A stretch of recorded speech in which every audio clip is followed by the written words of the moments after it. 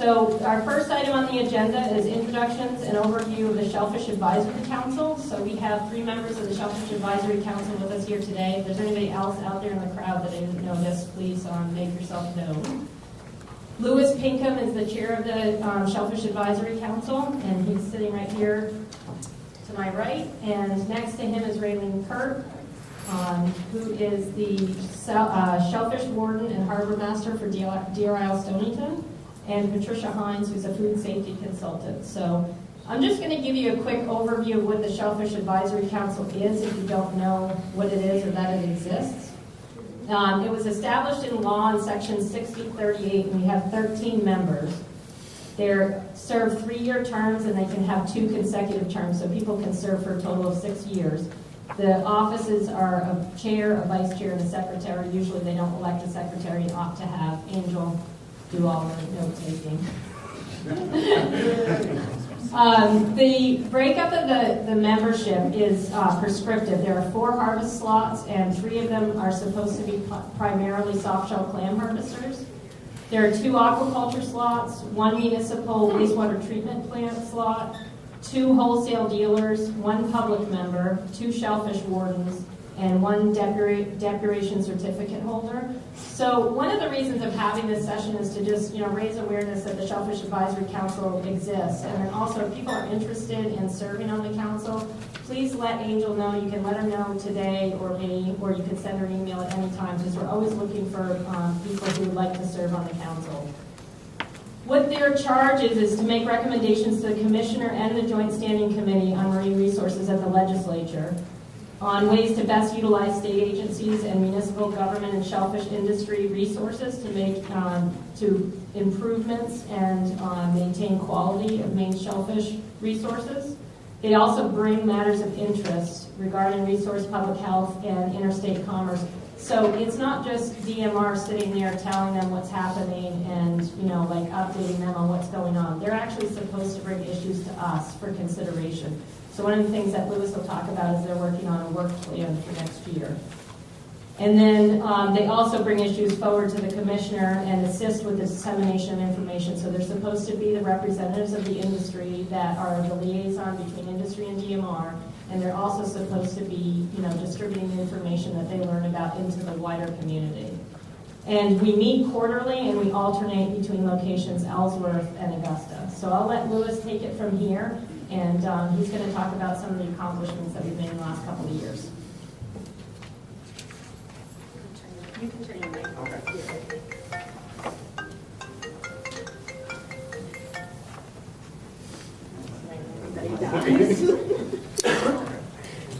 This on now? Thank you. I'll go over just some of the stuff that we've done in the last 2 years. We actually adopted some policies and bylaws. Vice Chair Jane Disney helped put together the draft, which we reviewed about 4 times before we actually come up with a good final version. This helps us run our meetings better and gives us a lot more structure.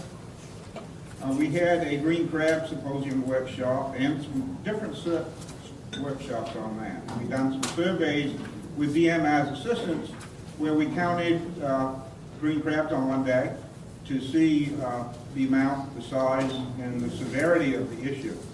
That was a pretty productive day. It gave us a lot of information. Then we had a symposium at the University of Maine where over 200 attendants. DMR also hosted a municipal workshop for predator controls at that symposium as well. That was very well attended, and there was a lot of good information that was brought out in that as well. One of the issues that arose during last year was the Department of Labor ruled on some child labor laws in which they said 16 and younger could not do mandatory conservation time. It was considered labor and it was a violation. So cleanup is not an exemption. They could actually help with reseeding because that wasn't considered a type of labor for some reason. And most of all of our ordinances now say you have to do conservation time to get a license. So they were thinking that they needed to be paid for it as well. So we've all had to make changes to our ordinances to cover the 16-year-olds. Intertidal mussel harvesting ordinances. Towns can now adapt an intertidal harvest ordinance to help protect their flats. DMR and SHAC developed guidelines and documents to how towns can implement and enforce these new ordinances to work with mussels. New requirements for harvesters and dealers mostly related to the time, temperature, and getting the product to the dealer within 18 hours and getting it at 50 degrees in 10 hours. This is pretty important as well because we don't want anybody to get clams that have been sitting out too long. And if we have cases that people get sick, it will shut us all down. So we have to be very careful of what we do and how we do it. And we need to make certain that all the dealers and harvesters know that. We actually looked at size tolerance for oysters and cohogs. It was voted and recommended to do a 2% tolerance on the minimum size of cohogs. This was a pretty good discussion, and it was agreed that that was the best course to take. So that council made that recommendation to DMR.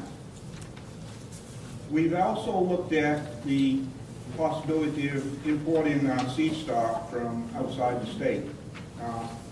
Over the past few years, the demand for seed stock has greatly increased. Dr. Brian Beal and his group do a wonderful job providing stock to us. They can only do so much, and there's a lot more of us that have decided that it is very beneficial, so there's a lot more demand. So we're trying to figure out new ways of getting more stock as well. We actually made recommendations to DMR on flood closure maps and how to make them more interactive and improve the way that the maps are put online. The ladies through DMR, Angel has done a tremendous job on that, and Heidi has helped her, I believe, as well. So if you haven't been on and looked at those maps, I suggest you do. There's actually a tab on there that will tell you explain what our closures are, and it also has our ordinances on there as well now. So there's a lot more. Permits? Our permits, it will spell it out for you. So if you haven't seen it, it's worth looking at, and thank you for taking care of that.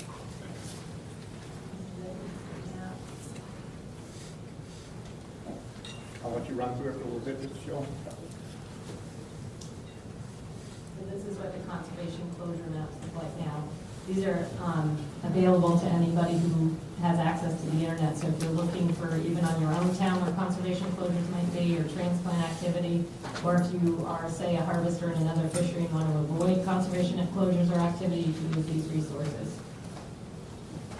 One of the other things that we talked about doing, and I can't remember if it is on there, I think it is, because I think it's under some of our permits.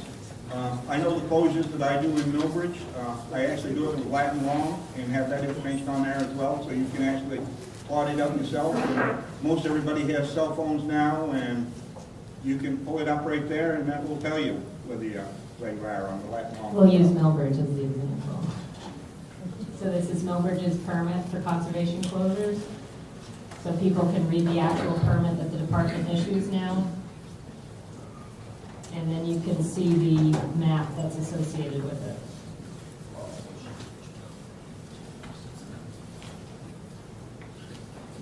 This is, I think, a great improvement from the old days, so it's pretty impressive. And thank you for getting this done. We also have been working on trying to get all of our shellfish fisheries a certification for sustainable fisheries, sort of like the lobster industry has done. We want to make certain that our wonderful clams and stock that we have here gets all the benefits that we all believe they should definitely have and help improve our cost and marketability. This is something we've been working on for quite a while and has worked on it and is providing a lot more information on that as well and assisting us in doing so. Certification studies have been done by Dr. Brian Beal. He gave a presentation on pH studies in Freeport, which has the effects on the acidification on the shells. Mike Dahm from the Friends of Casco Bay worked on similar projects with acidification as well. It's amazing how much things have changed over time. I'm not sure Dr. Beal's going to be talking about any of this, but apparently he is. So I won't go into it anymore on that. I'm just trying to highlight some of the stuff that we've done. We actually looked at the climate change effects that it's having on the shellfish and oyster spawning. Bill Moot from the Associated Sea Farms did a presentation on that, which was pretty informative as well. We've actually worked on the Vibrio control plan for the Damariscotta River. This plan was developed, and after a lot of public hearing, the committee made a recommendation to the commissioner to adopt this. This actually has gone to the DMR Advisory Rule-Making Committee, which was adopted and approved there as well. So we're very pleased with this, and we hope this will really help and protect health as well.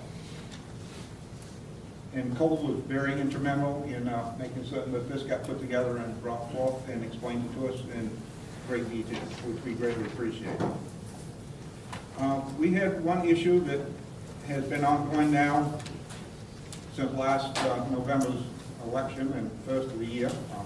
We have a new district attorney in Hancock in Washington County, and he reads the law different than all of the other district attorneys in the state.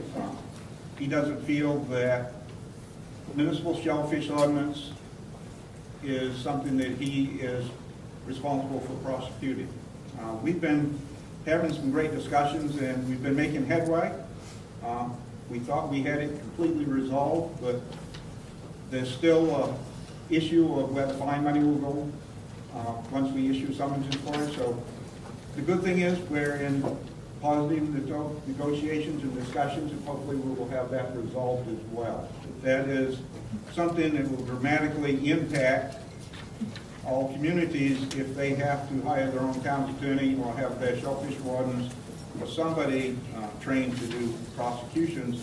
That will dramatically increase people's time, and it is time consuming to go to court and not just be a witness, but to actually prosecute cases. So we're in hopes that we'll get this resolved soon. Update on the ISSC work, which includes the MSC testing. Presentation by DMR and Tom Howell from Spinning Creek was done on this, and the possibilities of application in the state of Maine. The SHAC, our group voted to request that the commissioner not support the inclusion of the MSC in the National Shellfish Sanitation Program at this time. We feel that there's still a lot more research and a lot more information that needs to be gathered before we move in this direction. Once we put stuff in place, sometimes it's very difficult to make changes or get it removed. So as they always say, be careful what you ask for, you might get it. And it's better to be careful ahead of time. We've been working with the wild mussel harvesters and agriculture harvesters. The SHAC established a subcommittee to assist in resolving a conflict between the two groups. I'm part of that group. We've had a couple meetings and we're making progress, and I'm very pleased with the progress we're making, and I hope that within the next month or so we'll have that resolved. I was hoping we were going to have it done in a month, but just because of time constraints with the three of us that's doing it, it was not able to complete in that time frame. Presentations and discussions on the development of municipal agriculture programs is something we've been looking at. Legislative update included predator control pilot projects, LD 1452, and expansion protection for municipal agriculture. This is a real good thing that we're looking at doing and is in place now to help protect when we put nets out and to protect our seed that we put under them as well, which is greatly beneficial. So some of the stuff we're looking on next year is we're looking at trying to get a lot more rain gauges put throughout the state. We're looking at different grant sources, which will help DMR with making closures on the amount of rainfall in the 2 hour and the 1 hour. If we have a lot more gauges available throughout the state, and that information is transmitted electronically to those folks. They can be more accurate and hopefully have a lot less closing than we had in the past. Actually, the Washington County Council of Governments started about a year ago on a grant process to get some, and that actually had almost stopped. I'm very pleased to announce that has been renewed, and it looks like we're going to be able to move forward with having 10 more gauges down that way as well. So that is a positive thing. We're actually looking at trying to get some more interactive maps for shellfish closures and all of our type of activities we do this way.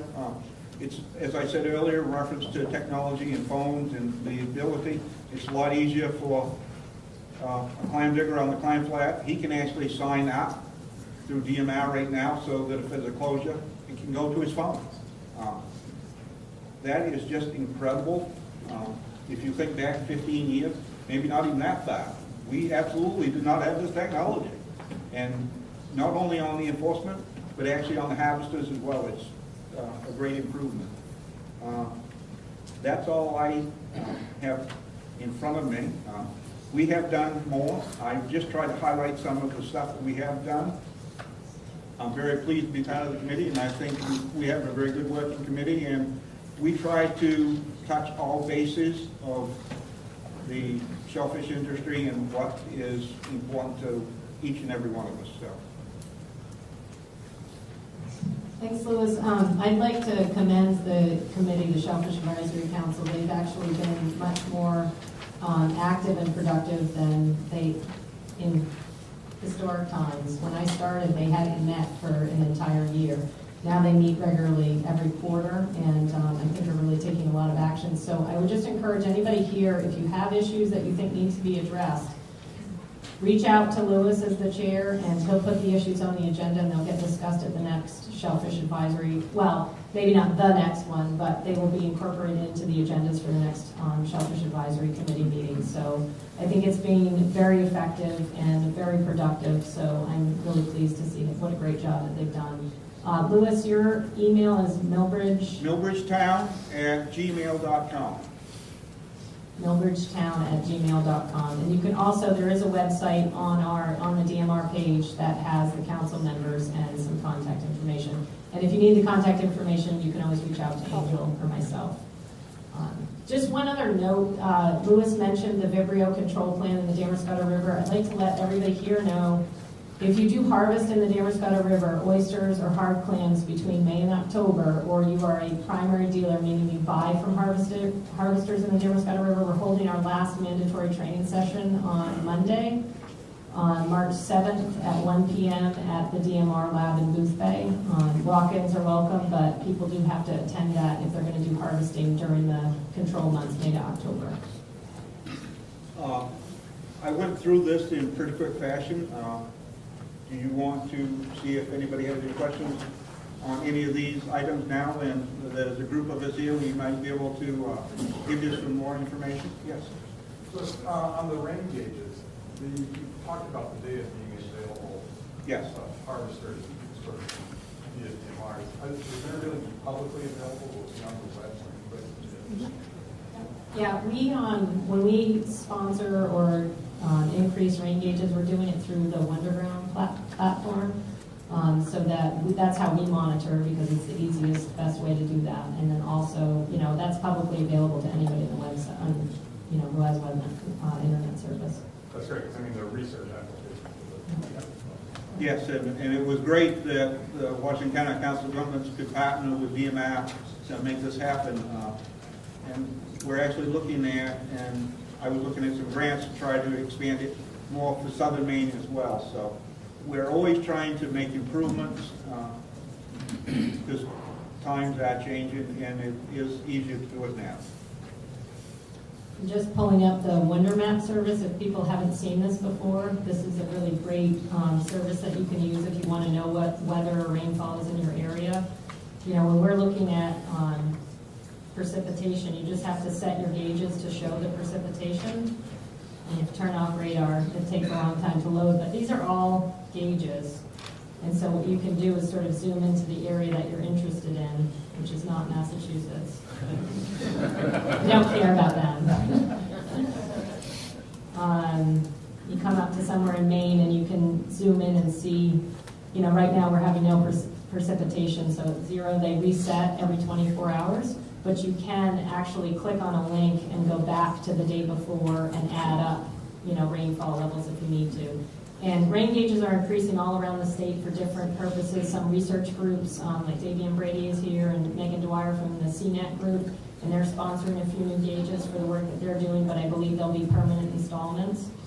And a lot of towns like Waldoboro, who has a mandatory rainfall conditional area, they had to sponsor a gauge to be able to have to support that management for DMR.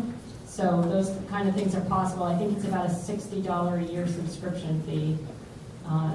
And you just have to have a wireless connection. But you can see the further east you go, we get pretty sparse. So that's why our focus is on Washington and Hancock County right now. Is there a link from the DMR site to this site? If not, is that a possibility? I'm sure we could provide a link to it, yeah. If anybody Googles, if you just Google Wonder Map, you'll get this application. But the company is, I think, called Weather Underground. I was just thinking because of the plan diggers and stuff, because they go to the hotline on that to do it, if there's a link right there, that might be helpful. Any other questions?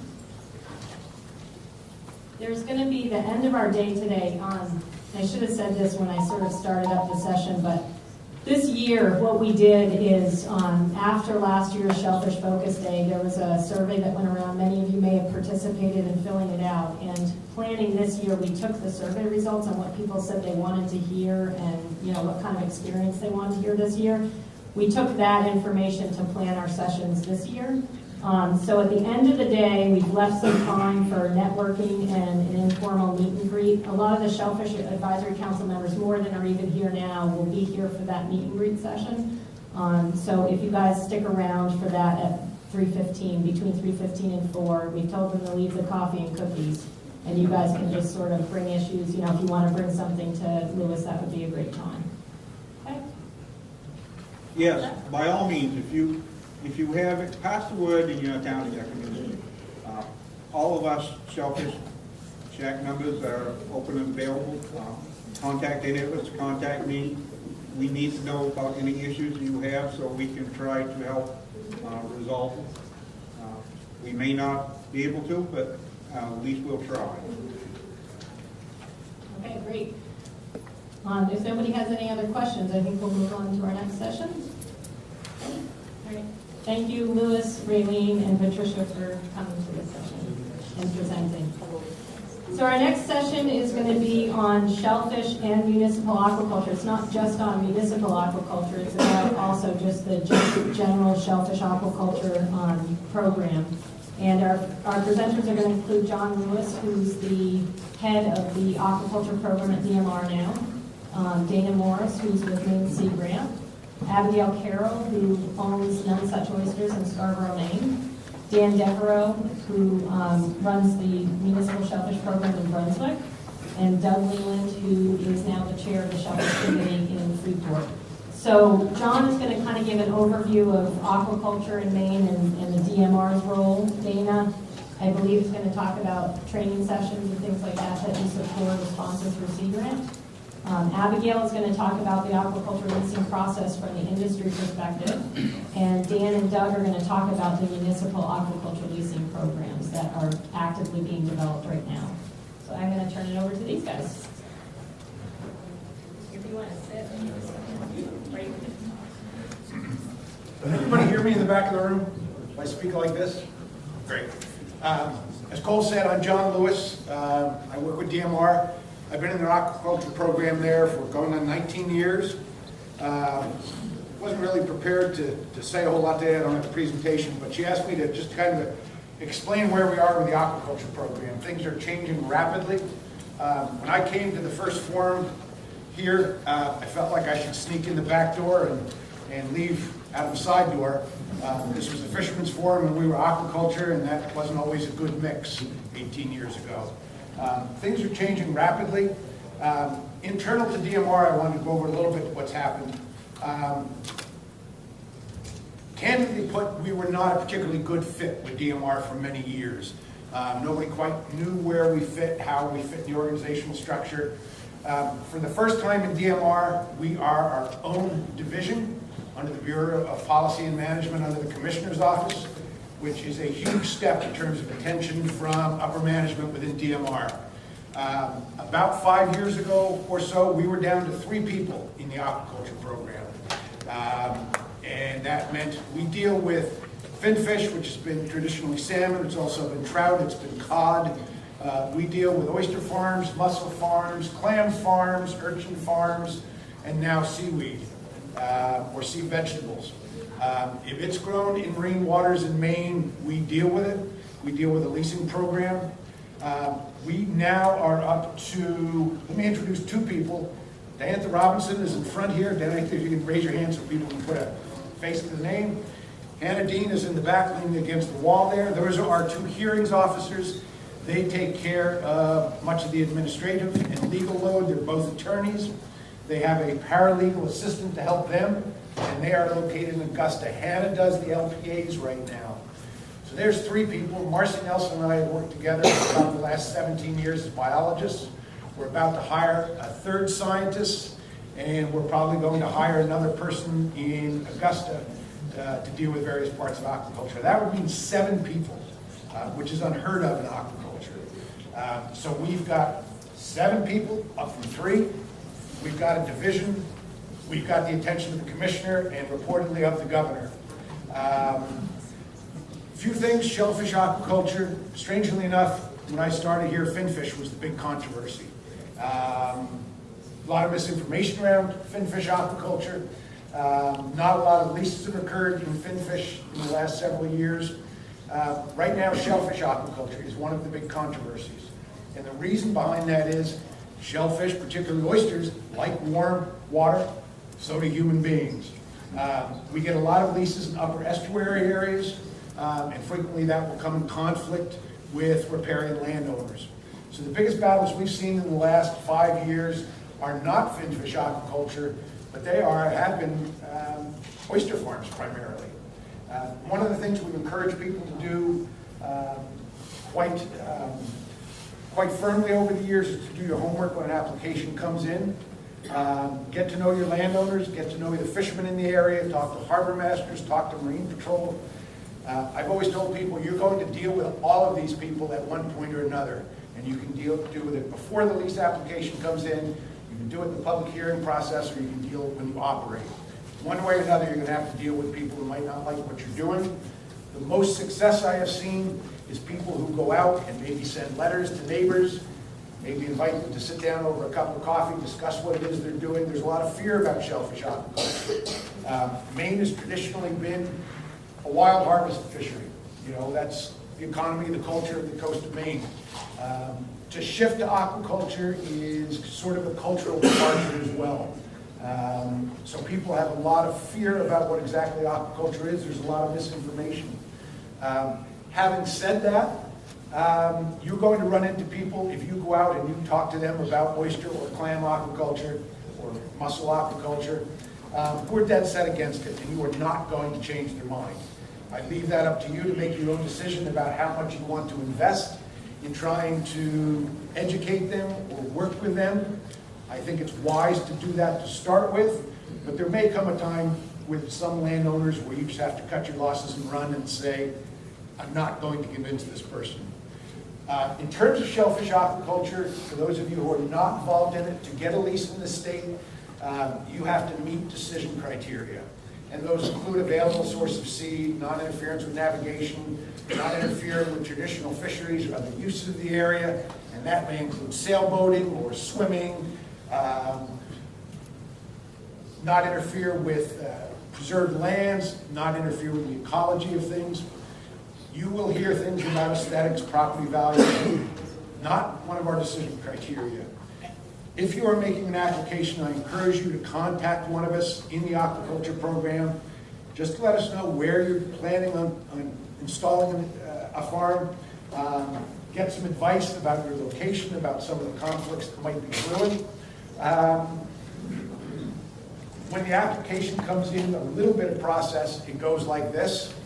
We're making some improvements. When we were down to 3 people, things were not exactly grease lightning in the aquaculture program. And things took a while. Things are changing. Typically, by statute, we've got 20 days, I believe, to deem an experimental aquaculture lease application complete. We've got 30 days to deem a standard lease application complete. Wasn't always done.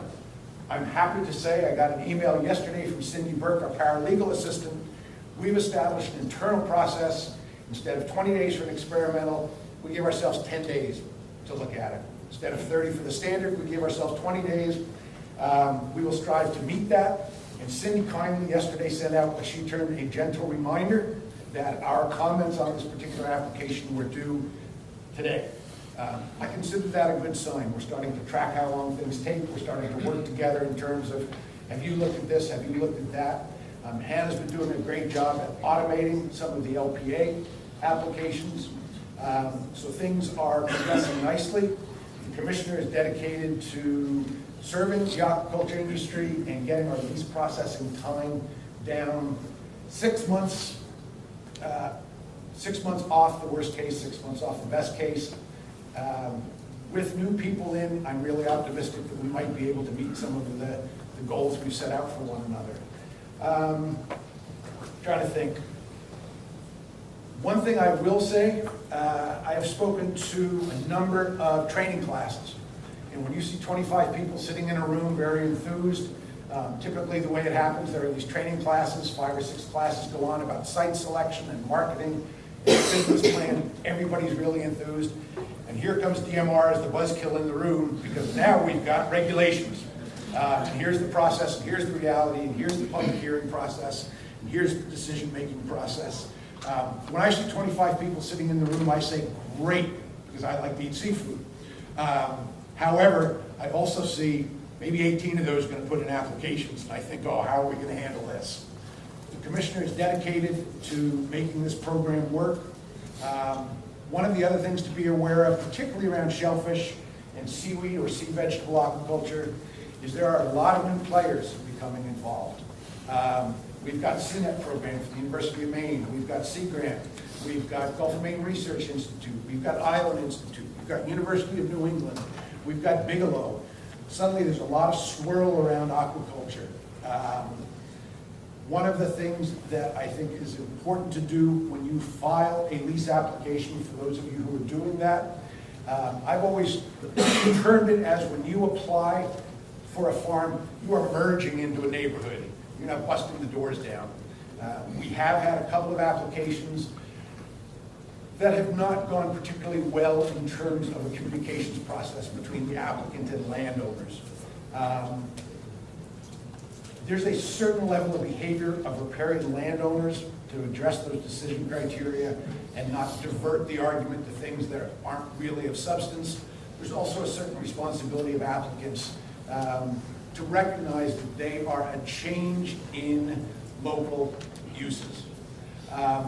That's the bottom line, I guess, in terms of aquaculture alone. Do you want to open it up to questions? Do you want to hold that? General aquaculture questions, we've got a couple of minutes. Is there anything people want to know about the program internally?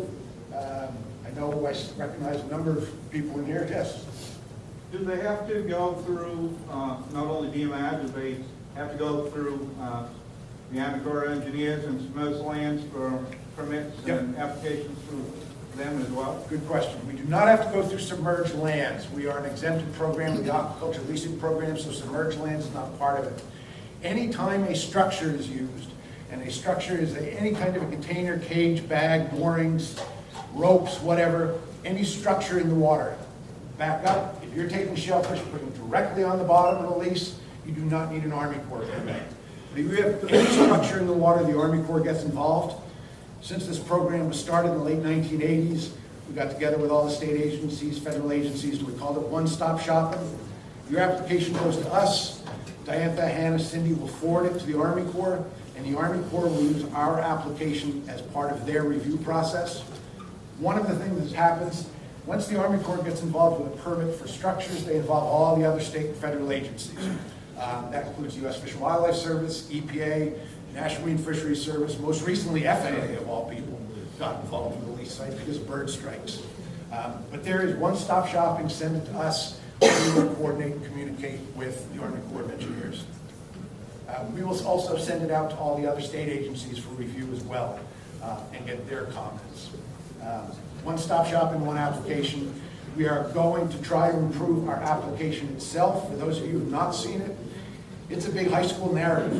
What do you want to do? How do you want to do it? What other uses are in there? We'd like to kind of tighten that up so that it is more a question and answer than a pure narrative form. That's on the horizon. When you say one-stop shopping, does that include that you send it to the municipality for the planning board, or? We will send it to the municipalities. There will be a harbor master questionnaire that is sent to the harbor masters. If there's not a harbor master, we will typically send it to the town clerk. And if my attorneys want to jump in if I'm saying something wrong, please do. But we will send it to the town clerk and hope that they distribute it to the people that know. So yes, towns are notified. There's also a public notification process where I believe it's 30 days and 10 days for a standard lease, where it's published in a local newspaper and a trade journal, typically Commercial Fisheries News. So there's direct. We also notify all the riparian landowners for a standard lease within 1,000 feet. So they get a letter in the mail in the application. One of the things that's happened in the past is you send out an application, you do a really fine job of doing all this, your landowner doesn't know what's happening. They get a notice from DMR with a big DMR seal on it that says Joe wants to put, or Fred wants to put, or Mary wants to put a 10-acre lease site in front of your picture window. Well, by the way, there'll be a hearing in 30 days. Thank you very much. That tends to get people in the fight mode. So if you do that homework and communication up front and get that knowledge out, we can take some of that fight out of it. Yep. I'm going to do a shameless self-promotion here. Sebastian Bell. My name is Sebastian Bell. I run the Maine Aquaculture Association. And for people who are going to get into the leasing system, we are available to help you go through the lease application process. We'll actually do a fake lease hearing for you and video you as if you were going through a hearing.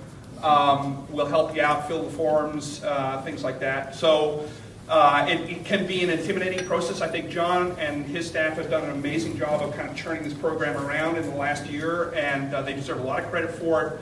They're a wealth of knowledge also, but there are times when maybe you want to talk to somebody other than the department about the process and what is the right or wrong thing to do. There are some very simple things to not do that will inflame the process if you do them, so we can help with that. So please look at us as a resource. We have a booth up on the second floor here, and stop by and introduce yourselves.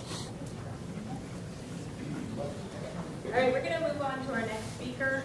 But John, are you going to be around all of it today? Yep. Okay, I'm gonna start making a contact list for people who you might want to talk to in the meet and greet session, and I'll leave that up on the screen, with emails and who they are, at the end of the day. Go ahead, Dana. So if I follow John's lead, can everybody hear me in the background? Is that all right? My name is Dana Morse. I work for the Maine Sea Grant Program and University of Maine Cooperative Extension. I'm based out of the Darling Marine Center. And for those of you who are not familiar with extension agents, my work is kind of a mixture of education, some technology transfer, and applied research. Thanks for inviting me. I'm kind of representing really a team of people who have been working together over the past couple of years to do some work that really is about not just catching it, growing it too. This whole effort, which we've been at for a few years now, is really an effort in recognition that Maine's working waterfront could use a little diversification, that Maine seafood is really top shelf, and that frankly there's always been some rough edges or opposition difficulties between capture fisheries and aquaculture.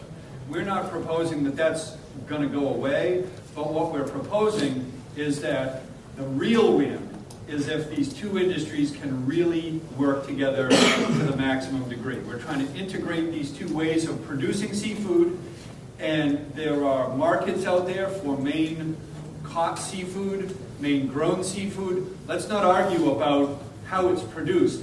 Let's feed the market. So as that with a little bit of background, this is part of the rationale. Again, you know, the landings chart for lobster, that chart in particular is a couple of years old, but you can see the direction it goes. And on the one hand, it looks like a really exciting chart, but there are, I think, a lot of people around the state who are wondering what the other side of that chart might look like. This is particularly concerning, I think, because this is 2014 data, and I think the number in terms of value for lobster, I think that number is 78%. So Clams are second. beg your pardon? Clams are second. Clams are second. And so the goal here is, of course, this is great, but it's also a little bit of a concern and a potential danger. So let's try to do something to diversify things. And just to back up for a sec, we are not the first person or the first group of people to do aquaculture training. This project benefits a lot from the work that Maine Aquaculture Training Institute did back in early 90s, through the Cod Academy that the Maine Aquaculture Association did, and certainly other state programs that have done aquaculture training and tried to mesh the fishing industry with this relatively new opportunity in aquaculture. So this is kind of a slide talking a little bit about some of the trends there. Over the years that I've been on the job, almost 18 now, there's been an increase in people from the capture fisheries getting involved in aquaculture. And many times it's not like they're leaving lobstering or they're leaving clamming. They end up having a foot in both worlds. So that presents certain challenges, but it also kind of broadens their cash flow out, their income streams. And in a lot of cases, there's a lot of complementary knowledge that can happen. But change is difficult for everybody. And this is for me, it's for you, it's really for the people in our class, and it's just kind of recognizing basic human change. And this is just kind of a shout out to the fact that this is not a new thing. MLA was kind enough to print this piece back in 2011. It was really about what are we going to do on this coast? And can aquaculture be a part of that vision? And again, so this is not exactly something that has happened overnight. And so enter this project, this program that we're calling Aquaculture in Shared Waters, because it's really in recognition that there's a lot of uses in the coast. And it's a mixture of classroom training, some applied work, and some field trips. And aquaculture is every bit as challenging and hard to do well as clam digging or lobstering. You just don't get a boat and throw some gear over the board and become successful overnight. There's a lot to it. And even in the 11 or 12 weeks that we deliver, we're only kind of scratching the surface. But what we're doing through all this work is we're giving our students, our new growers hopefully, a fighting chance of business success with some professionalism training and some technical training. And also importantly, we're introducing them to a professional network. So if you're a lobsterman, you know someone who deals with engines, boats, baits, electronics, banking, insurance, all that kind of stuff. That's your network. And everybody that's grown up in the industry here has a network. If you're coming into the aquaculture industry, you're starting from scratch. And so part of what we do is to introduce you to those resource people and those experts who can help your business be successful. We cover a pretty broad range of topics up there on the left, everything from the gear and the species and the ecology to things like farm management, biosecurity, sales and marketing, all these things that come into play for a grower. And we also try to introduce them to resources outside of the class. There's a ton of websites, a ton of videos, a ton of things to read We're not going to deliver all that stuff to you, but we're going to give you a start. And at the end of the class, you'll also leave with a 3-ring binder jam-packed full of information. So if you forget something during the class, you can come back there and check it out. So we're now in really our 3rd year. And in the first year, we did a class in Harpswell and one out in Korea. We had about 12 regular students, and there was only one business that started. That was a little disappointing. One's good, it's better than 0. And in 2015, we worked with Dan and Darcy, thank you, because they're invaluable local resources. And we ended up with having 6 individuals of about the roughly 14 regular students. You know, we go between 12 and say 17. 6 individuals are in startups. One guy had already kind of started, and a couple of people are now working together. But we were really glad to see this, and we expect that this will continue. Now we're doing a program in Thomaston. We've got about 27 to 30 people on a regular basis. So you can see kind of what's going on here. And in this class, there's a mixture of lobstermen. We've got some clam diggers in there, some folks from the eel industry. We've got young and old. We've got members of the commercial fishing industry and members of just sort of interested public. And so we're about halfway through, feeling great about it, and all is well there so far. And that's my last slide here. This is just in recognition that we've actually got 3 programs. We've got the original Aquaculture and Shared Waters project, which is kind of winding through its final phases. We've got the next grant to continue the program, and that's what's supporting the Thomaston cohort. And so this is just in recognition that this is a team effort. We've got a lot of expertise as a group, and for our students, that means you can call any one of us up anytime and say, I've got a problem about this. I want to know about this. And we're there to help you support the development of your business. Thanks. Any questions for Dana? That was easy. Oh, beg your pardon. Any plan on moving classes up to college? Yeah, actually, we had thought about doing that. We did some work when we were initially thinking about where to go with this class, and we had made some inquiries down east, and we settled on the mid-coast because there were a lot of things that kind of worked together. But certainly, yeah, we have as a group thought about, where do we go next?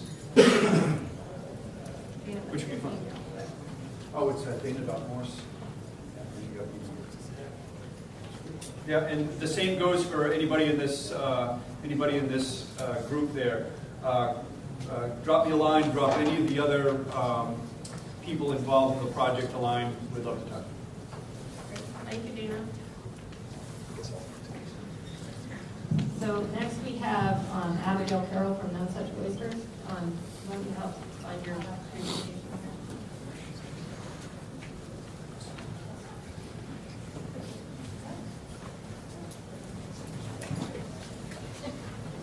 Hi. I've prepared the wrong page apparently, here talks apparently, which is not out of keeping at all with the narrative of my farm, because I soon understand.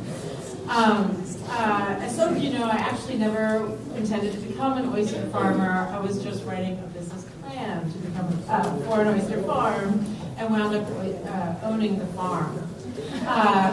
That said, I feel incredibly lucky that I happened into this industry, as it is truly at the nexus of the 2 most important issues facing our planet today, which are food production and the environment.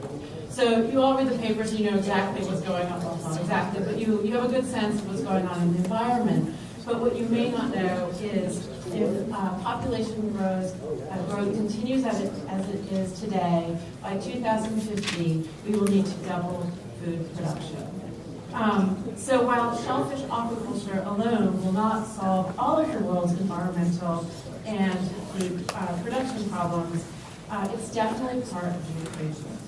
And since you can't do any of this without a lease, I'd like to share with you what I've learned over the years about the application process, and hopefully I can help you avoid some pitfalls. My first point of contact in the world of Maine aquaculture, quite fortunately, was Sebastian Bell of the Maine Aquaculture Association. We were invited by Ron Cook, his assistant, to visit his office in Hollowell, where he laid out a roadmap of what steps to take to become a farmer and the people we should talk to, such as Damon Morse. This was invaluable for anybody looking into getting into the shellfish industry or the aquaculture industry. Meet with Sebastian, take notes, and join the association. Yes. I still look at those notes and I'm like, wow, you know. That's a year's free membership. Yeah. Okay, take you on that. So on Sebastian's advice, on an early day in December of 2009, we met with Diantha Robinson, who until recently basically single-handedly managed all of the legal aspects and administrative aspects of the lease applications. So Diantha walked us through the 3 different types of lease applications. The LPA, which is a very small lease, which is a renewable lease for 400 square feet of water space, and it's renewable, and it's also relatively quick to process. We understood that we could probably have it within 6 months. There was the experimental lease, which you can afford you 4 acres maximum of water space. It's good for 3 years, and it is, most importantly, non-renewable. And then there's the standard lease. You can correct me if I'm wrong. I didn't expect to have to describe all of this, but the standard lease, which is which is for up to 100 acres and 10 years, and it is a little bit longer to process than the experimental. And this is more or less right, Diantha? Right, it's renewable. And that is renewable. So this is a little tricky. So we learned about these different lease applications, and Diantha suggested, rightly so, that we start with LPAs if we wanted to kind of test the waters and get going soon. Despite the increase she was seeing at the DMR in lease applications, she figured we could get going within about 6 months. So in parallel to learning about how to apply for lease, you also need to first find a place for your farm. So site selection is critical, and it's far more important than I realized when I even started out. As you select your site, you need to consult the DMR pollution maps, which are also online. The pollution maps provide guidelines to where you can and cannot harvest shellfish. Prohibited areas have tested positive for fecal contamination. I don't want to get off the subject here, but we have a plumbing problem in Maine. That is Saco Bay. And it was shocking, looking at these maps, we think Maine has pristine waters, and it's actually really shocking all the places where you cannot harvest shellfish. If you're in doubt about your own area, basically if you have clam diggers, you have clean waters. And if you have clam diggers, you also have a really wonderful group of people who are fighting to keep your local waters clean. So finding an area with clean waters is only the beginning. Then you will need approval from everybody and God, and I'm actually not kidding about that. A little known fact is that the harbor master is the gatekeeper of Maine aquaculture. Their approval is not sufficient, but it is absolutely necessary. Without it, you are dead in the water. From the pollution maps, I knew that in the pool in my hometown of Biddeford, that was open for shellfish harvesting.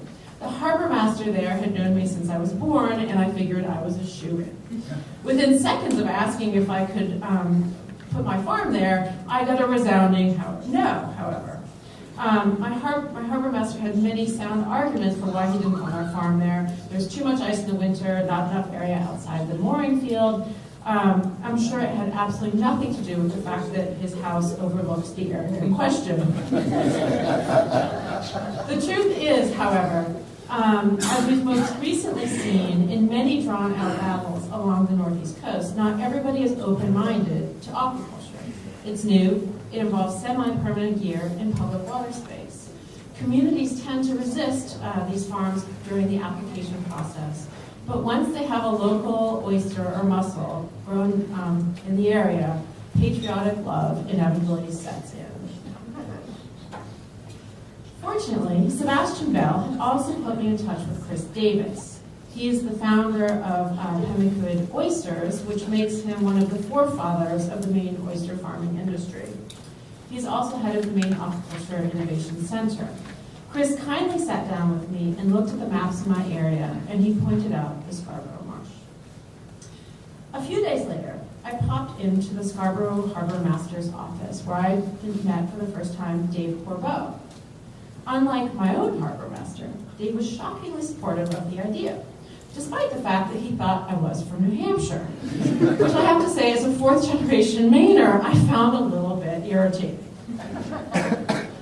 Dave hand-selected my site in the area of the estuary that was free from usages. There were no clam diggers, there were no moorings, there was no egress issue. We were golden. Now, I just want to pass this before the clam diggers, he said, as my heart sunk.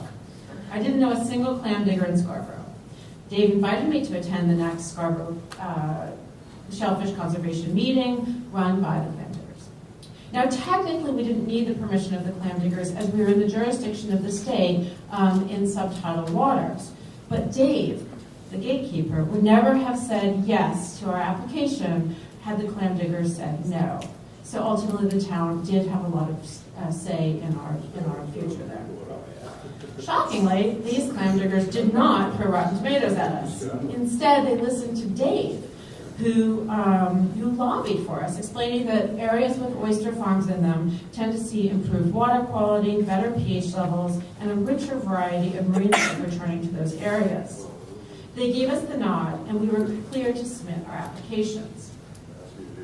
Diantha checked all the boxes in my LPAs, and I simultaneously submitted an experimental lease, that 3-year lease, in the hopes that within a year, if it was approved, I could enlarge the LPAs to 4 acres and secure it for 3 years.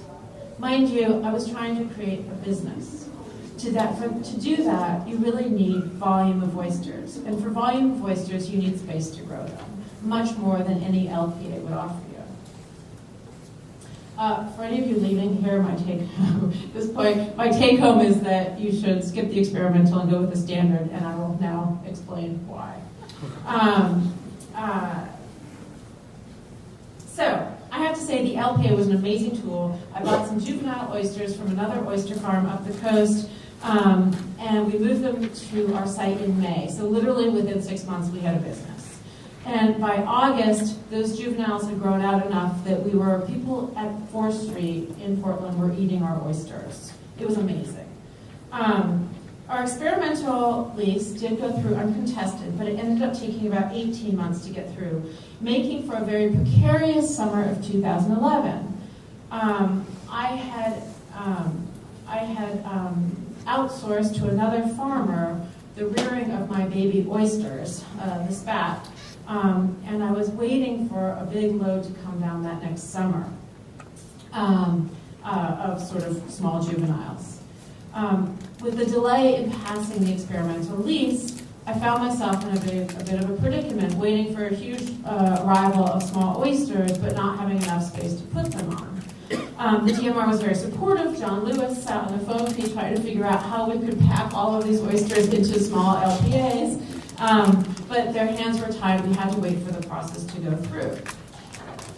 As it turns out, outsourcing the rearing of my small seed to another farmer was a really terrible idea. And I did not have half as many oysters as I expected coming to me. And so very quickly, I applied for my own nursery space, which we put on the Scarborough Pier that was being built that year for the growing of our own small spat. For that, in addition to all the other permissions that we needed for a normal lease, we also had to do a deal with the town of Scarborough. But they made that very easy. Within, a month or two, we had a 10-year licensing agreement for this nursery to be at that point. There's a sign on Route 1 as you enter Scarborough that reads, "Scarborough, a great place to do business." I always joke that that's why we put the farm there. But when I say site selection is more important than I realized at the beginning, this is really why. I lucked into an incredibly warm and welcoming community in Scarborough. The guys in the working waterfront never failed to help me in a bind, and there have been many of them. The local shops sell our product. The local schools, church, and business groups have invited me to talk. The Friends of Scarborough Marsh actually invited me on their board. And they even in 2012 gave us the Micro Business Award, which makes me very hopeful that one day we'll get the Small Business Award. We try to reciprocate this love. I hire locally when we can. We spend a lot of money in Scarborough stores, and we actually help foster some really smart tourism in the area with our oyster farm, oyster tasting tours. I think they're actually pretty psyched about our oysters too. They're quite good. So on my experimental lease in 2013, that's that 4-acre lease, we actually sold about 100,000 oysters. And I projected that the following year, we'd make $150,000 in sales, doubling every year until we hit our goal, which is still nebulous. By now, I still hadn't paid myself a dime, so I was really happy with the thought that this investment was going to pay off. I stepped up. I hired 2 guys, salaried full-time, with health care, not because I had to, but it seemed like the right thing to do. But farming is hard and unpredictable. And in the winter, yes, you put that on Facebook. And in the winter of 2014, I lost control of my farm. We had enormous attrition out of the nursery, but it wasn't just that. It was the polar vortex, the dredging of the harbor, problematic ground seeding, and likely some poaching, all combined, that essentially wiped out my farm. Bags went flying out the harbor. It was too cold and iced over to try to chase after them. And the 100,000 or so oysters we put on the bottom were basically buried by spring. When the ice melted, I had about 10,000 oysters to sell that year. Now, it's always bad timing to have your business go belly up, but this was particularly bad timing due to our lease situation. Our experimental lease was about to expire. I had submitted a standard lease application, but I knew that with the increasing bottleneck at the Department of Marine Resources, it could take 2 or more years to get to the channels. The number of new lease applications had skyrocketed since I started my farm. Everybody and their brother was filing an LPA for an oyster farm. And staffing at the DMR just hadn't been able to keep up. So from my perspective, after years of investment and harder work that I never imagined I was capable of, I found myself with literally no hard assets. A few thousand oysters, some beat up gear, and no real lease. While I tried to raise money, people want to invest sometimes in oyster farms. Nobody would invest in us, not without a lease. Far too frequently, these lease applications blow up and they're in these huge local polemics, and investors were just not willing to take the risk. So 2014 was grim. I was exhausted, and if I bailed, I was going to essentially lose half my life savings. To stay in was going to require spending the other half, and that seemed rather foolish. I don't know if any of you have read Paul Greenberg's 2014 book, American Catch. But if you have, you know that 99% of the seafood eaten within our borders is imported. Greenberg tells a story that is particularly aggravating concerning the New England scallops. The Chinese took a boatload of scallops over to China. Only a few survived. But they were clever, the Chinese, not the scallops, and they decided to try and farm them. We are now a net importer of the New England scallop from China. Doesn't that seem wrong? All the while, we have the largest seafood growing area in the world, 2.8 billion acres. And guess who's trying to buy up the water rights? Guess who's buying up all the water rights on the West Coast? The Chinese. So I got my lease in the fall. After 2.5 years, and not without an enormous scare, because there was some misunderstanding about where our lease actually was going. And I am doubling down once again, this time, smarter and wiser, with a side business developing in seaweed skincare, which I hope will help mitigate some of the risk of farming. But my takeaway is this. If you want to be an oyster farmer, a real one, apply for a standard lease right out of the gate. Get an LPA to test the water, sure, but I wouldn't bother with an experimental lease. The standard lease will only take marginally longer to process, and it will give you the acreage, the time, and legitimacy to actually start a business. when people joke, you're never an oyster farmer until you kill 1 million oysters, it's actually not a joke. You need the time. More importantly, I really hope that Maine, with its wonderful, vast, and craggy coastline, will see this as an opportunity,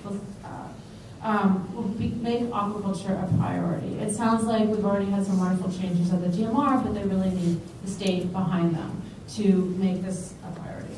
We have an opportunity to be a key player in figuring out how are we going to double food production by 2050 in a sustainable way. And aquaculture, which Maine is perfect for, is a really key part of that solution. The massive influx of these aquaculture applications to the DMR, these very applications that are clogging the arteries of the DMR, proves that Maine has the interest and the horsepower to want to go forward with this. But the private sector can't move forward with confidence unless the state, on a policy level, really makes this a priority. We need to open the floodgates here and let this industry strive. To borrow from Bernie Sanders, who was in Portland yesterday, we need a revolution, and it's going to be huge. Thank you. Thanks, Abigail. Does anybody have questions for Abigail? Not on Bernie Sanders. I got hesitation. That was not an endorsement.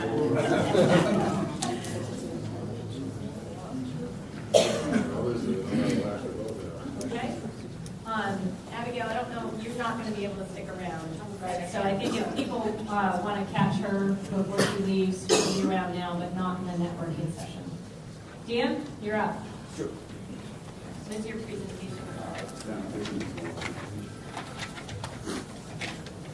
Everybody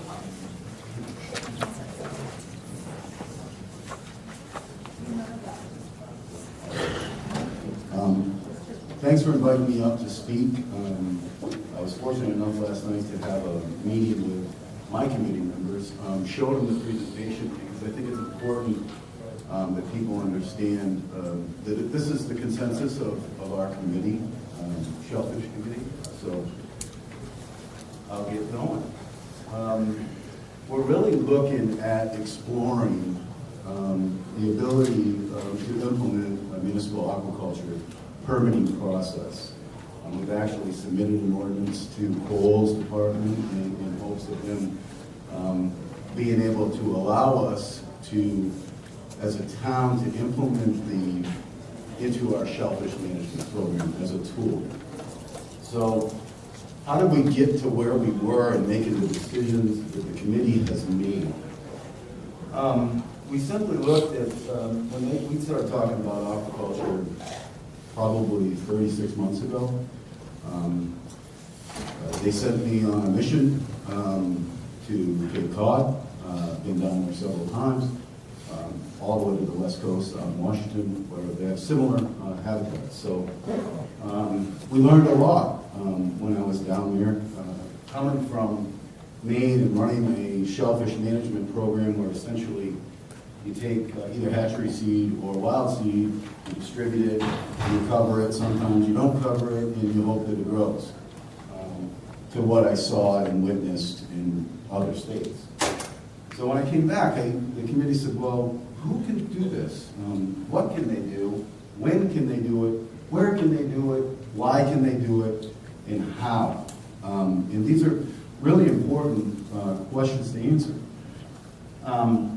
So based on what I found out in working with Sebastian, we've had some really great minds in here in the aquaculture that have been around the state for a long, long time.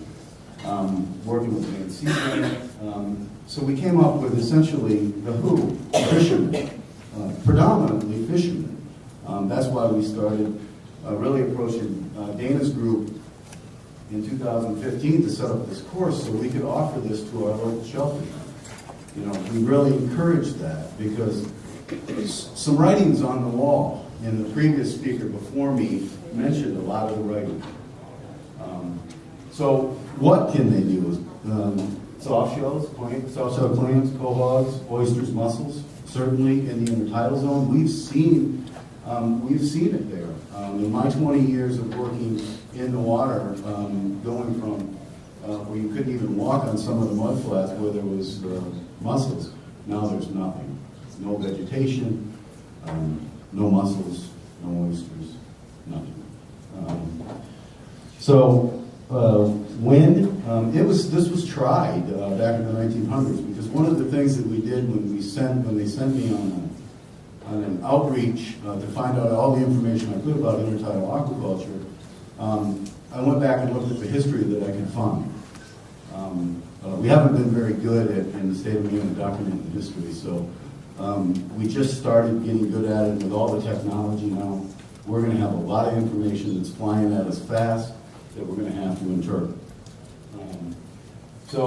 They tried it a couple times back in the 1900s. I can't talk to this because I can't see the screen. They tried it in the 1900s a couple times, but the time is now to try this. As part of a municipal shellfish program, advancing it forward into the future, having the ability to place farms, clam farms in your intertidal zone, I think is critical at a local level. Why? The big one is why. This is the writing on the wall and why it's highlighted. Changing climates, shifting habitats, warming waters. One of the things we've noticed in the town of Brunswick is the northern cohort is certainly back, and it's back with a vengeance. We had 14 individual shellfishermen just on co-op last year, just digging co-ops. We've seen it. We've seen them come back into our intertidal zones back in probably 6 years ago. So how do we do this? Big question. How? How do I advance the board? History, there we go. So, can you advance the board?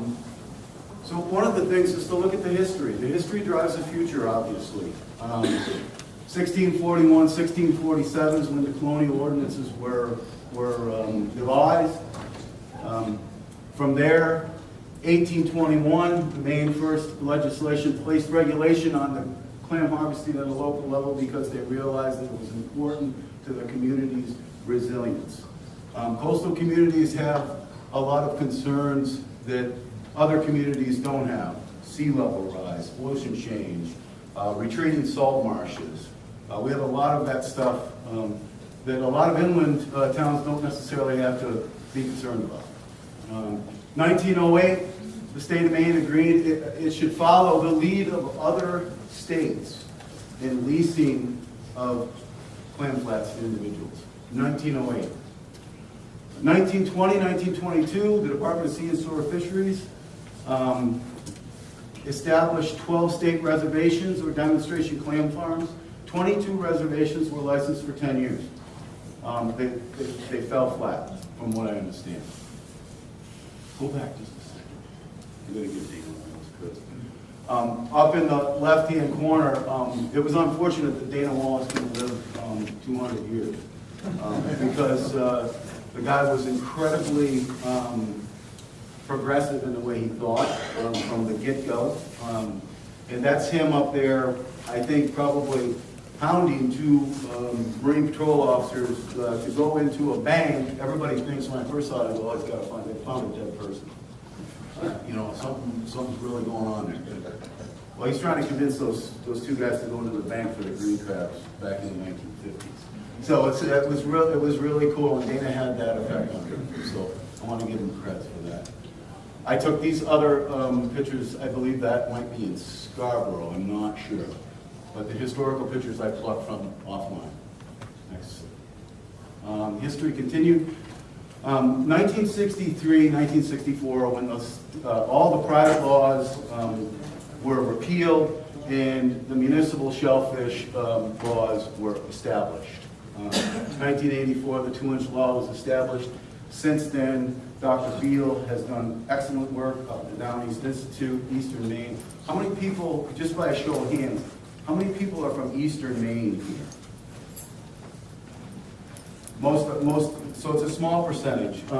I really believe that there's a strong difference both in the social aspects of municipal shellfish, the habitats from western Maine to eastern Maine.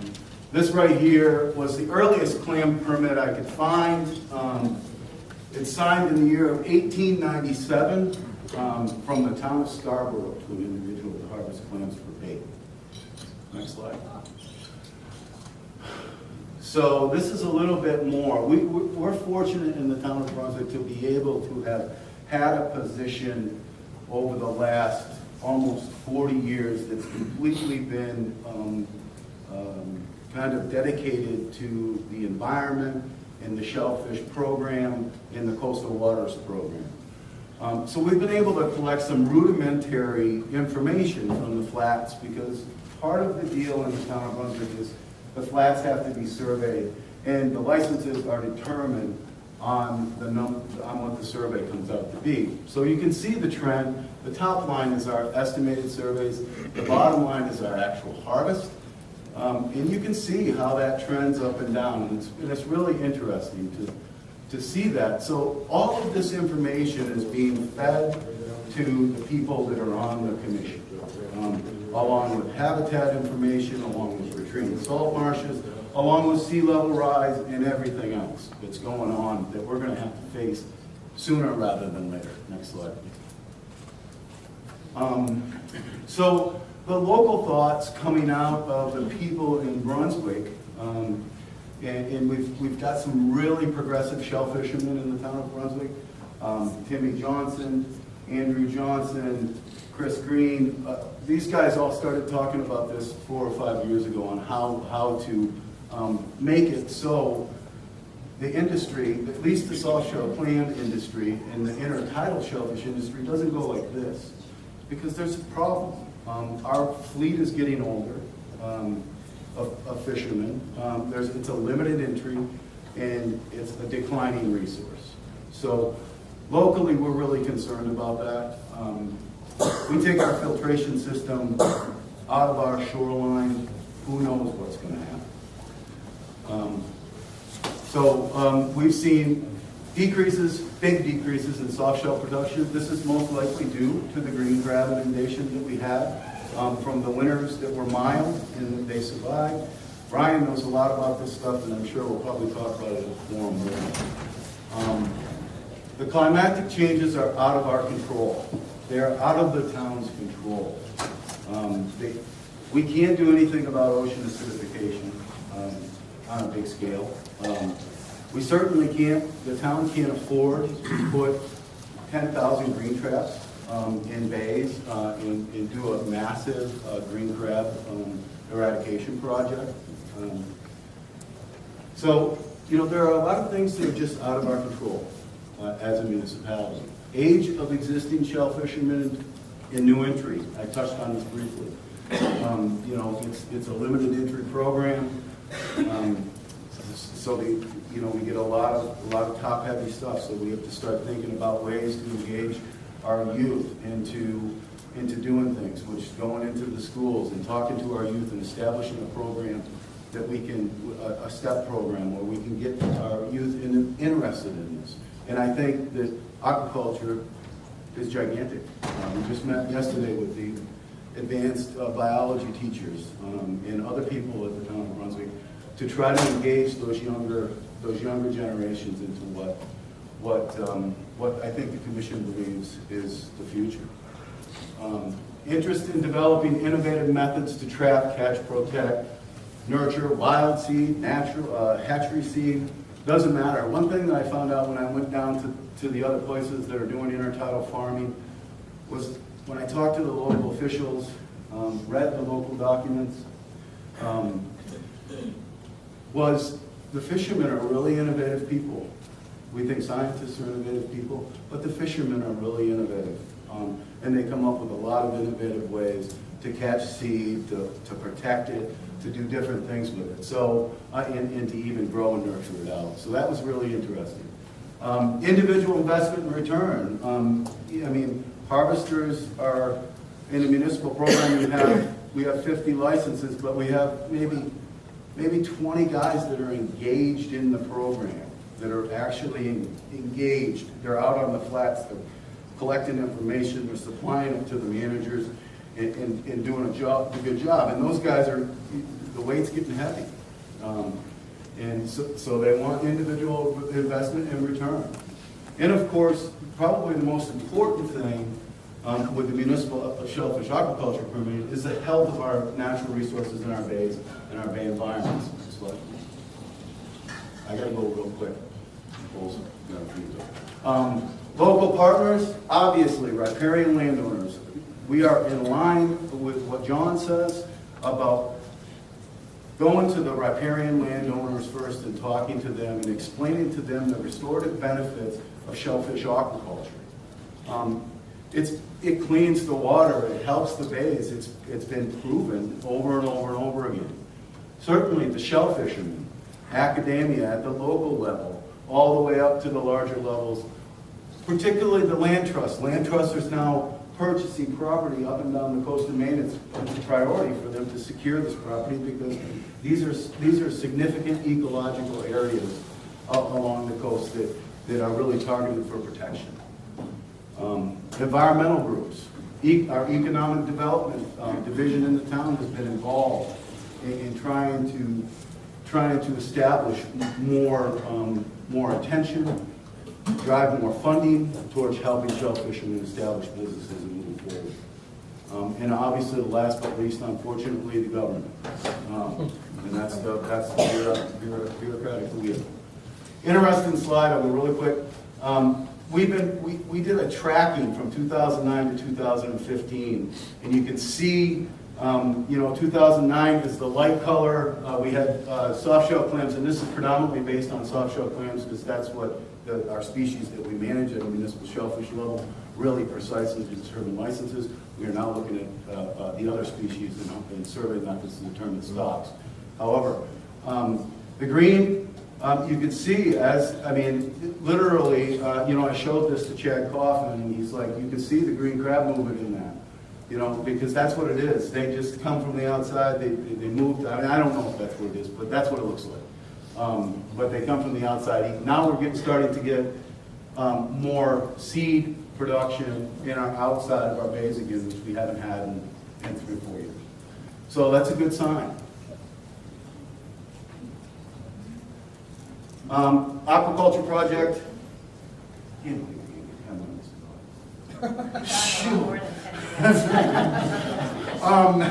So, in thinking along the lines of being able to do intertidal aquaculture, the commission said, well, hey, let's look at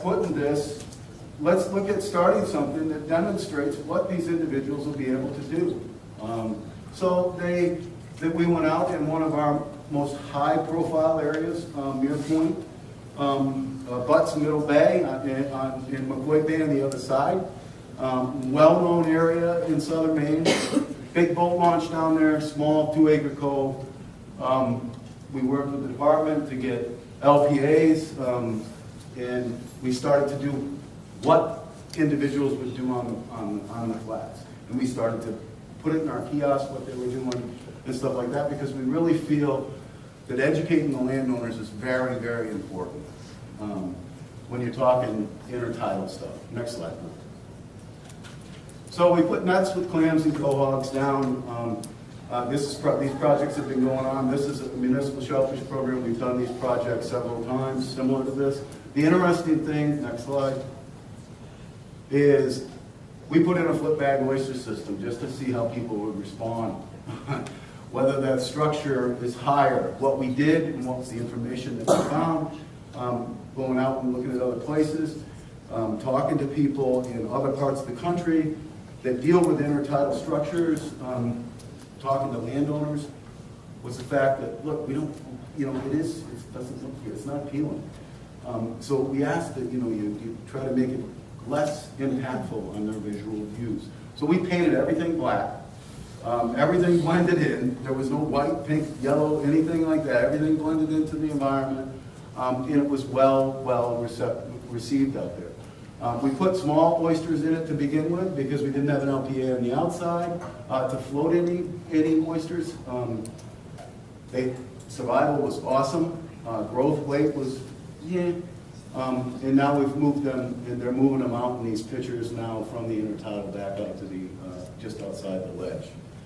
So, it's a very interesting project, generated a lot of questions at the local level that we were able to answer, that people came to us and talked about. So, sorry I took a lot of you. Thanks. We'll have to hold questions until, are you going to be here for the meet and greet later on today? Okay, so you'll have to email Dan. I'll put his contact information up on the end slide. If you're still around, catch him at lunch because he's the one holding us up for lunch. Okay, so our last speaker is Doug Leland. He's just going to talk about Freeport is making some similar efforts to do municipal aquaculture in their town, and he's going to speak a little bit about that.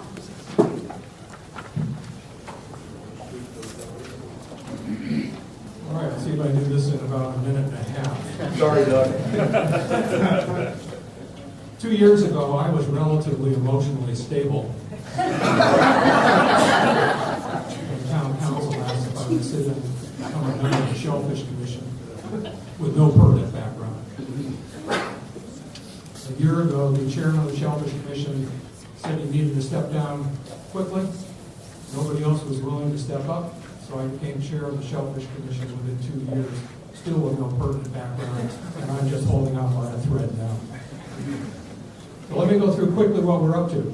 You've heard a lot of the background in terms of what's going on. Basically, in Freeport, as the landings trends decreased and the environmental concerns increased, as a commission, we felt it was responsible to have a plan B, or at least begin experimenting with a plan B if in fact Mother Nature was not going to cooperate over the long haul.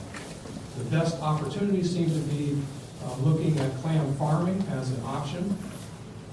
Those discussions began about 3 years ago. About a year ago, we began in earnest taking the framework that the state has had in place for, I believe, 100 years now, allowing towns to provide permits for clam farming. I'm not sure any town has really taken the state up on it at this point, but Freeport decided we would take a run at that. The framework that the state has is a very valuable starting point because it really outlines everything that you need. But if you're going to put together a municipal ordinance for clam farming permits and leases, you really need to bring it down to your local level and go through each one of those different provisions and say, how does this fit with my town? How is this going to work in my town? And that becomes a very lengthy process. It's taken us probably 10 months to actually get the ordinance to where it is today. In October, we voted as a commission on a 5-to-1 vote to approve an amendment to our municipal shellfish ordinance, which would allow for clam farming and the leasing of the mud flats. And in a moment, I'll give you a very quick update as to where that is. But let me just give you an outline of what that program looks like. And again, we've heard a lot this morning about make sure that you know who the stakeholders are and make sure that you are in conversation with those folks. I'm not suggesting we did all that well, but I would absolutely agree with that point, that identify your stakeholders and as best you can, have a conversation with them up front. We did anticipate that there would be some resistance to what we were doing, and we tried to build that into the ordinance. First and foremost, our ordinance is designed to be a 5-year pilot program. And it's also a limited entry and a staged growth during that pilot program. In the first year, our ordinance reads that 5 shellfishermen, commercial shellfishermen with licenses in the town of Freeport would have the opportunity to apply for a permit. We would allow an additional 5 on a staged basis during that 5-year period. Leases would be for 5 years. The maximum amount of acreage that would be allowed for leasing would be 3 acres per shellfisherman, though lesser amounts, 2 acres or 1 acre would also be possibilities. What we're trying to do is simply set up a pilot program so that we could determine whether or not clam farming would work. We know it's worked in other areas, but it can differ by locations. We need to find out if this is a reasonable Plan B for Freeport, given Freeport's conditions. The current status of our amendment right now, as I mentioned, it was passed on a 5-1 vote by the commission. It was sent to our town council based on our municipal processes. The town council has forwarded to the ordinance committee. The ordinance committee is made up of 3 town councilors who really kind of scrub any ordinance to make sure that before it goes to town council that any bugs have been worked out of it beforehand. They also send it for a legal review. It has passed legal review. The ordinance committee has met with the Shellfish Commission to better understand exactly what we were trying to achieve. And on March 24th, there will be a public hearing on the amendment. A couple of key provisions in our amendment, and then I'll just give you a couple of random points that I would pass along as for your consideration. In our design of this program, we were trying to not only provide an additional conservation tool, but we're trying to maintain the history and culture of Freeport that shellfish, as in many other towns, that shellfish harvesting is an individual enterprise. There's solo businesses. And our ordinance was designed to support that. If you're going to have a permit in Freeport, you have to have a commercial harvesting license in Freeport. You can only have a maximum of 3 acres. The leases are not transferable or assignable. And the only other person who's allowed on your leased land, other than the one with the permit, is someone to help you spread the nets. And that person needs to be identified as part of the application process. This is all designed to make sure that anyone who has a lease or has a permit, this is augmenting their harvesting activities, and it's part of their solopreneur, solo enterprise, their individual business. Some points. Resistance. There has been resistance. Shorefront owner resistance. Initially, our focus on trying to identify a site for the pilot program was focused more on the concerns of the shellfishermen and identifying an area that the harvesters in Freeport would find acceptable. We settled on an area that was acceptable with as acceptable as possible, and granted, this does represent change, and that has not come easily, especially within our harvester community. But we found a site that seemed to be acceptable with the harvesters and had been used as a research site in the past, so we didn't expect too much resistance from shorefront owners, but we have received a ton of resistance from shorefront owners and continued resistance from harvesters. Their issues are different. There's probably more of an agenda going on with shorefront owners than just the fact that it's in my backyard or in my front yard, because we addressed it within the ordinance, that there is no permit will be issued absent written permission from the landowner. But despite that provision, there's still a lot of interest on landowners to push back on this ordinance. From a harvester perspective, it's changed. It's different than wild harvesting. It's a change in the business. I also think that, to a great extent, there's a difference in time horizon, which is legitimate. It's just a difference. Harvesters are most focused on what's happening this month, this season. As a Shellfish Commission, we have a responsibility looking out for how does this look for the next generation. And it's that time horizon difference that really brought this pilot program to the forefront. There may be conflicts on the intertidal. It's becoming more crowded. There are more people with different interests, varied interests on the intertidal. The state has a difficult and very large role to play in trying to figure out how to balance these different interests. Exactly how a permitting program, a leasing program fits in with the other interests in the intertidal. Some of them have been addressed, and I'm sure that there are other scenarios that have not been anticipated yet that will surface, and which DMR will hopefully step forward and give us a hand with as we bump up against those. A couple of opinions. Because we have set up our program, the design of our program, to support an individual enterprise, it is my belief, based on what I have seen and what I have learned, that anyone who starts an individual clam farm cannot make a full-time living as a clam farm. It becomes a component of making a living as a shellfish harvester. But wild harvesting will have to be done in conjunction with farming in order to make it a full-time proposition. That's just based on what you can anticipate to harvest from an acre of farming, and the fact that there is some maintenance involved with farming that isn't involved with wild harvesting. And my second opinion, something I was asked by county council last week when they were looking for some insights on this. How are you going to measure success? At this point, my answer is still the same.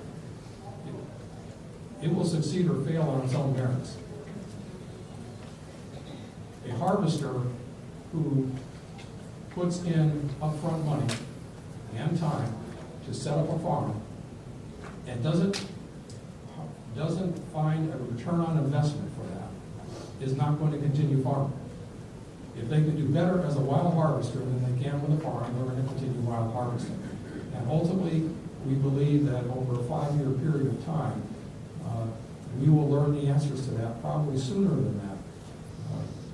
But if it turns out to be very productive and a wonderful addition to and a stabilizing component for an individual harvester, meaning that once those nets are down, they have a say in when those clams come out from underneath those nets. If the productivity underneath those nets is greater, if it becomes a kind of like a base salary component for a harvester that can be managed, then there's good likelihood that the idea will catch on and others will continue with it.